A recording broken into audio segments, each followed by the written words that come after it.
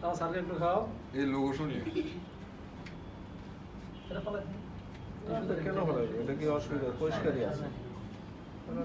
দাও স্যারের দাও হ্যাঁ ছবি উঠানো বন্ধ করো এখন না এখন বন্ধ হবে না আমরা এখন মূলত তো ছবি উঠাবো না আমরা ছবি তুলবো স্ন্যাপশট না